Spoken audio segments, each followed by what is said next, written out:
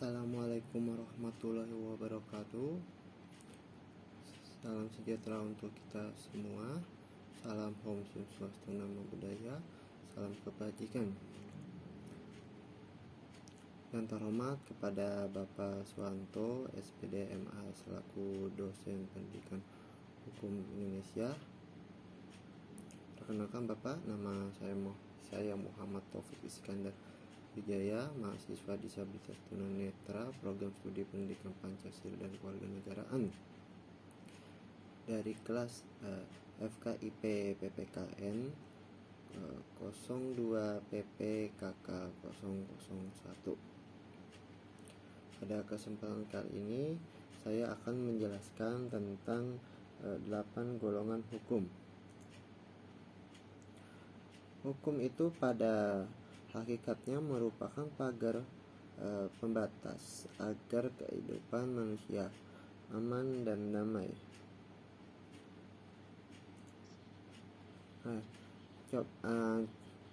Coba bayangkan seandainya negara kita tidak ada hukum, dapat diperkirakan keserautan akan terjadi pada suatu hal.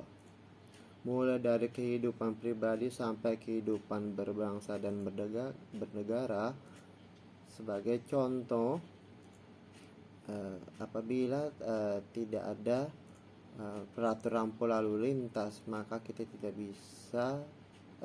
bisa perkirakan mana pengendara bermotor atau akan berjalan di sebelah kiri atau kanan. Misalkan pada lampu lalu lintas berwarna merah, apakah pengendara akan berhenti atau berjalan. Dengan ada peraturan lampu lalu lintas, maka berkendara bermotor harus berjalan di sebelah kiri. Jika lampu lalu lintas berwarna merah, maka semua pengendaraan harus berhenti, atau supaya aturan lalu lintas supaya tertib dan keselamatan orang akan terjamin. Dari uraian saya paparkan tadi, kita bisa menarik kesimpulan bahwa hukum itu merupakan aturan tata tertib dan kaidah hidup.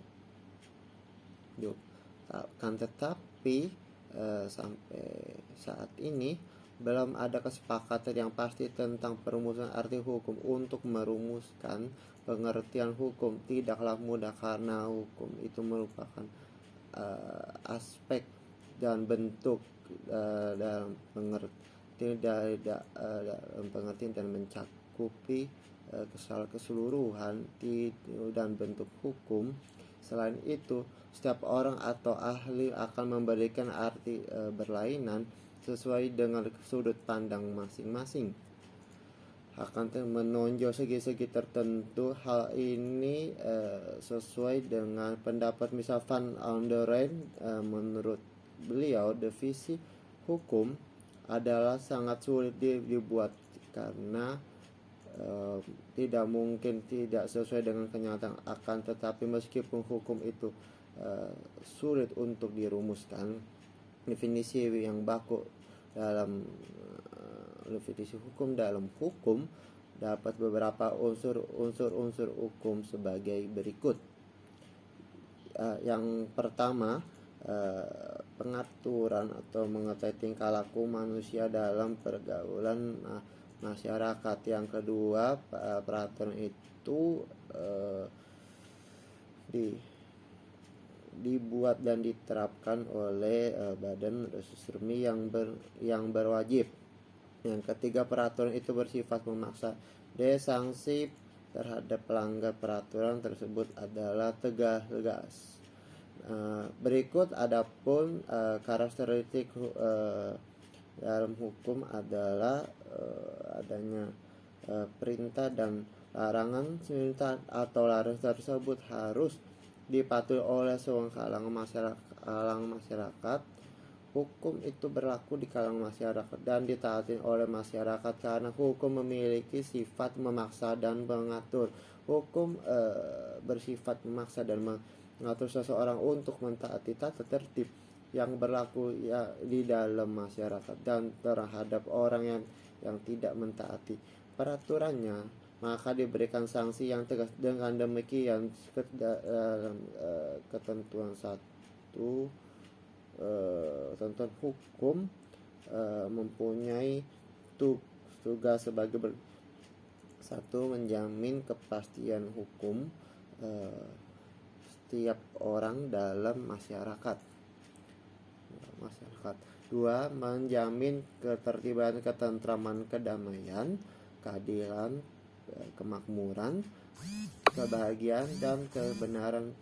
Ketiga, menjaga jangan sampai terjadi perbuatan main hakim sendiri dalam pergaulan masyarakat. Selanjutnya, penggolongan hukum. Hukum mengatur aspek kehidupan. Saya ulangi, penggolongan hukum itu mengatur aspek kehidupan manusia. Mengingat aspek kehidupan manusia sangat luas, sudah barang ibaratnya itu barang ruang lingkup begitu luas.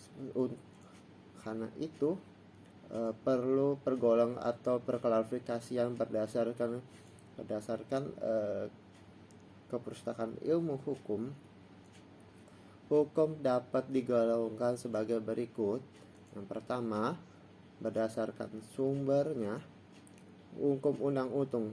Apa itu hukum undang-undang? Hukum undang-undang adalah hukum yang tercantum dalam peraturan perundang-undangan. Dua, hukum kebiasaan, yaitu hukum yang terletak dalam aturan dalam kebiasaan. Tiga, hukum tatrat, yaitu hukum yang ditetapkan oleh negara dalam suatu perjanjian negara atau tatrat. Empat,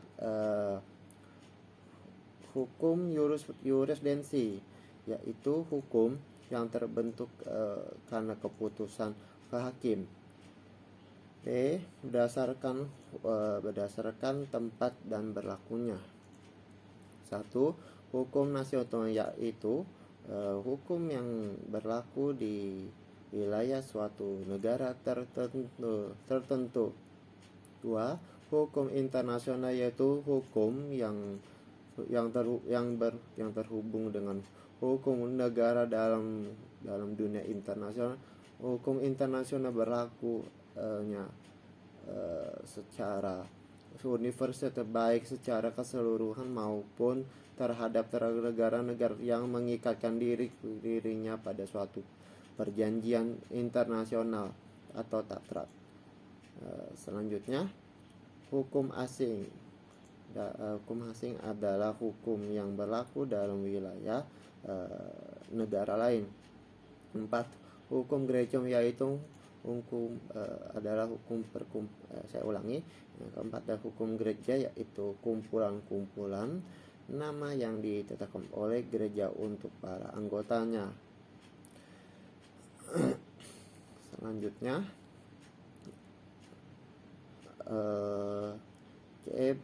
berdasarkan bentuknya. Hukum tertulis yang dibedakan atas dua macam berikut.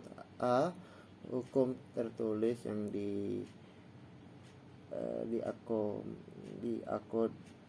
diakodifikasi, yaitu hukum yang disusun oleh secara lengkap, sistematis, teratur, dan dibekukan sehingga tidak perlu peraturan atau pelaksanaan, misalnya hukum pidana, perdata, dan kodam. B, hukum tertulis yang tidak termodifikasikan, yaitu hukum yang meski tertulis tetapi tidak sesuai dengan secara sistematis, tidak lengkap, dan masih terpisah sehingga masih memerlukan peraturan pelaksanaan dalam penerapan, misalnya undang-undang, peraturan perundang-undang, dan keputusan presiden. 2. Hukum tidak tertulis adalah hukum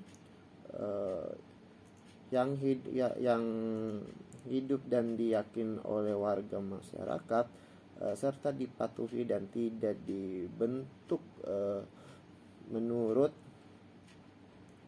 prosedur formal, tetapi lahir dan tumbuh di kalangan masyarakat itu sendiri. Selanjutnya, D. Berdasarkan waktu dan berlakunya. 1. Ius constitutum, hukum positif, yaitu hukum yang berlaku sekarang bagi suatu masyarakat tertentu dalam suatu daerah tertentu. Itu misalnya Undang-Undang Dasar Republik Indonesia tahun 1945 dan Undang-Undang RI nomor 12 tahun 2006 tentang kewargaan negaraan Republik Indonesia. 2 adalah Ius constitutum atau hukum negatif, yaitu hukum yang diharapkan berlaku pada waktu yang akan datang. Misalnya rancangan undang-undang RUU. Berdasarkan cara mempertahankannya. 1. Hukum material, yaitu hukum pengatur hubungan antar anggota masyarakat yang berlaku umum tentang hal yang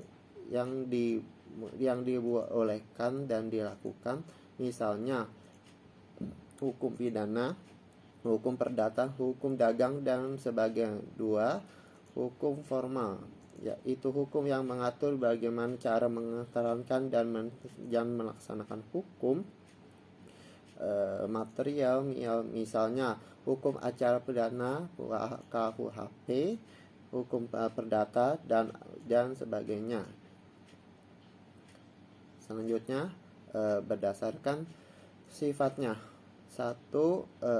Hukum memaksa, yaitu hukum yang dalam keadaan bagaimanapun pelaksanaan mutlak.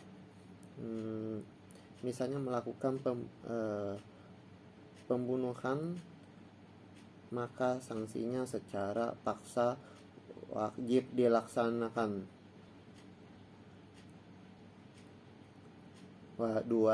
Hukum yang mengatur hukum yang dapat disamping apabila pihak-pihak yang bersangkutan telah membuat peraturan sendiri dalam suatu perjanjian, atau dengan kata lain, hukum yang mengatur hubungan antar individu yang baru berlaku apabila yang bersangkutan tidak menggunakan alternatif lain yang tidak dimungkinkan oleh hukum dan undang-undang, misalnya ketentuan dalam warisan dasar berdasarkan undang-undang baru mungkin bisa dilaksanakan dengan apabila ada surat wasiat testamen. Selanjutnya, berdasarkan wujudnya. 1. Hukum objektif, yaitu hukum yang mengatur hubungan antar dua orang atau lebih yang berlaku umum. Dengan kata lain, hukum itu dalam suatu hukum yang mengatur hubungan antara dua atau lebih yang berlaku umum, tidak merugikan orang atau golongan tertentu. 2. Hukum subjektif, yaitu hukum yang timbul dari hukum objektif dan berlaku pada suatu seseorang lebih, atau hukum objektif sering juga disebut berdasarkan isinya. 1. Hukum publik, yaitu hukum yang mengatur hubungan antara negara dengan individu warga negara, menyangkut kepentingan umum publik. Selanjutnya hukum publik terbagi menjadi 2, yaitu hukum pidana, yaitu yang mengatur tentang pelanggaran dan kejahatan, memuat larangan dan sanksi. B. Hukum tata negara, yaitu mengatur hubungan antar negara dengan bagian-bagiannya. C. Hukum tata usaha negara atau administrasi, yaitu mengatur tugas kewajiban pejabat negara. Ya. D. Hukum internasional, yaitu mengatur hubungan antar negara seperti hukum perjanjian internasional, hukum perang internasional dan sebagainya. 2. Hukum privat atau hukum sipil, yaitu hukum yang mengatur hubungan antar individu satu dengan individu yang lain, termasuk negara sebagai pribadi. Hukum privat sebagai berikut.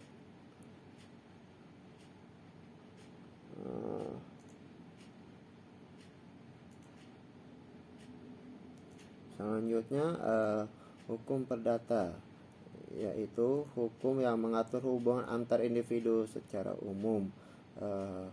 Contoh hukum keluarga, hukum wilayah, hukum waris, hukum perjanjian, dan hukum perkawinan.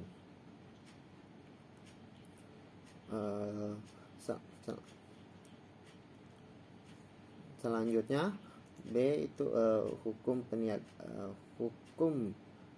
peniagaan atau hukum dagang, yaitu hukum yang mengatur hubungan antar individu dalam perdagangan. Contohnya hukum tentang jual beli, tentang hutang piutang, pendirian perusahaan dagang dan sebagainya. 3. Tujuan hukum. Aksi para begal motor salah satu pelanggaran hukum yang sangat meresahkan masyarakat. Kita patut mengapresiasi atau memberi penghargaan kepada petugas kepolisian yang melangsi peringkus pemegang motor bersinggung tersebut, sehingga ketertiban masyarakat betul-betul dapat terwujud dan keberhasilan. Kepolisian tersebut merupakan perwujudan untuk bertujuan konstitusi hukum apa yang ditunjukkan oleh itu suatu negara untuk menegakkan keadilan, mencegah yang tidak sewenang-wenang, lindungi hak asasi manusia, serta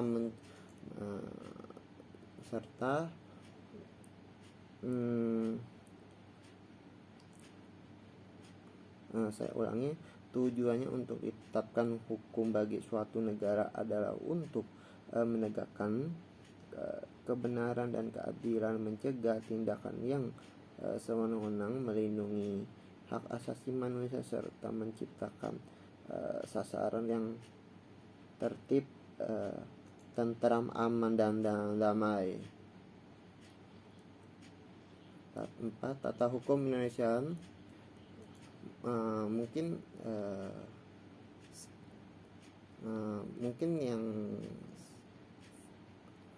yang saya sampaikan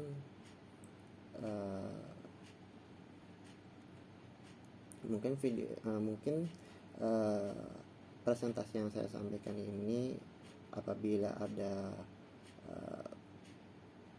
kata-kata yang tidak berkenan di hati atau yang perkataan saya kurang jelas, mohon dimaafkan seluas-luasnya. Terima kasih. Sekian, billahi sabilil haq, fastabiqul khairat. Wassalamualaikum warahmatullahi wabarakatuh.